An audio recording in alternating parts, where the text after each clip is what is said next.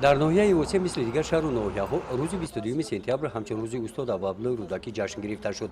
با این مناسبت در مؤسسه‌های تعلیمی ناحیه برنامه‌های ادبی معرفتی دایر کرده شدند. در مؤسسه تحصیلات میانه عمومی رقمی 11 واقع در دهه توگرک از میان محفل ادبی مکتب برنامه مخصوص آماده نمودهشان را که به روزگار و ایجابیات اساسی‌های ادبیات کلاسیک فارس تاجیک ابوعبدالله رودکی بخشیده شده بود نزد مکتبیان پیشنهاد گردانیدند.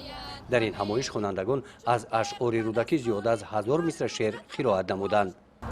دانش اندر دل چراغی روشن است و از همه برترین تو جاشن است.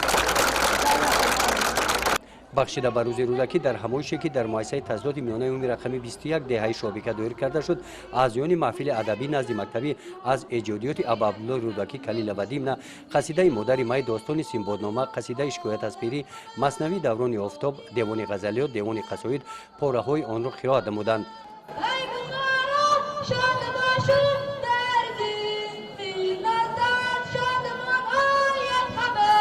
بخشیده به روز رودکی همین گونه همایش‌های فرهنگی در گرم مؤسسه‌های تعلیمی ناحیه دایر کرده شدند.